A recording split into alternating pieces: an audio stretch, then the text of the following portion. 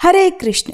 कार्तिक शुक्ल एकादशी, जिसे देवोत्थान एकादशी कहा जाता है, मान्यता है कि इस दिन भगवान विष्णु 4 महीने की योग निद्रा से जागकर सृष्टि का कार्यभार फिर से संभालते हैं।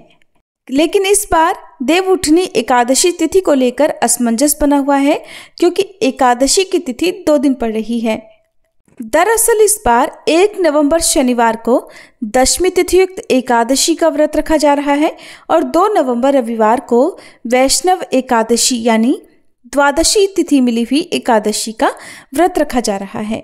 और ऐसा इसलिए क्योंकि एकादशी तिथि 1 नवंबर शनिवार को सुबह 9:12 से शुरू हो रही है, जिसका समापन 2 नवंबर रविवार को सुबह 7:31 पर होगा।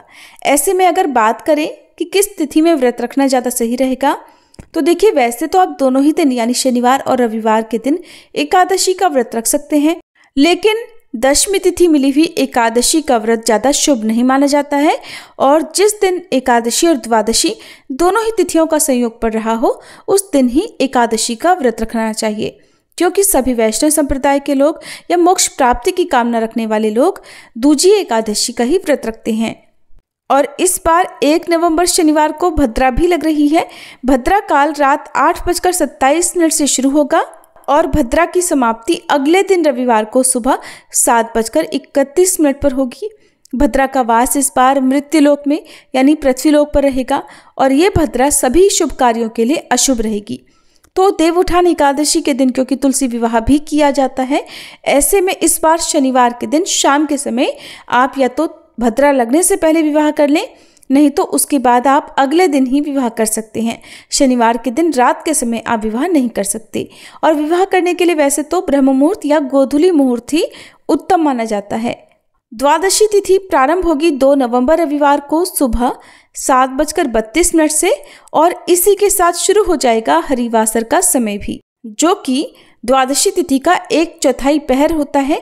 जब तक हरिवासर रहता है तब तक एकादशी का व्रत नहीं खोला जाता। और द्वादशी तिथि 3 नवंबर सोमवार को सुबह 5:07 पर समाप्त होगी। हरिवासर का समय 2 नवंबर रविवार को दोपहर 12:30 बजे तक समाप्त होगा। अब जो लोग शनिवार के दिन ही एकादशी का व्रत रख रहे हैं, उन्हें दोपहर के बाद से ही व्रत का पारण करना होगा, यानी हरिवासर बीतने के बाद। और जिसका शुभ मुहूर्त रहेगा दोपहर 1:11 से 3:23 तक। जो भी श्रद्धालु रविवार के दिन एकादशी का व्रत रख रहे हैं, उन्हें 3 नवंबर सोमवार को सुबह 6:34 से 8:46 के बीच में व्रत खोलना होगा।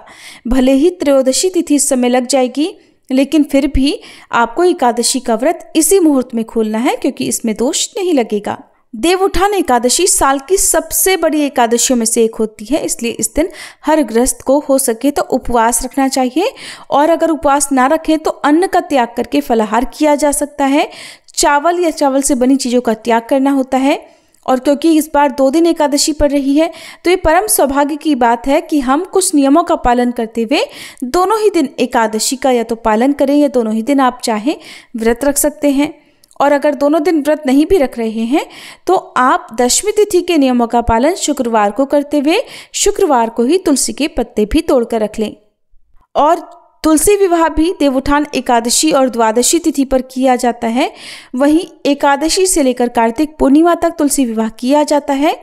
अगर आप तुलसी विवाह के शुभ मुहूर्त के बारे में जानना चाहते हो, तो इसकी वीडियो हमारे चैनल पर अलग से अपलोडेड है। व्रत पारण करने से पहले आपको सात्विक चीज़ों का, फलों का, मिठाई का या पंचामृत का भोग भगवान को अर्पित करना चाहिए। इसके अलावा मूली, बेर, सिंघाड़े, गन्ने जिसमें तुलसी पत्र रखा हुआ हो, भगवान विष्णु को अर्पित करें और स्वयं भी प्रसाद रूप में ग्रहण करके अपना उपवास खोल सकते हैं। ये थी आज की वीडियो। उम्मीद है आपको पसंद आई होगी।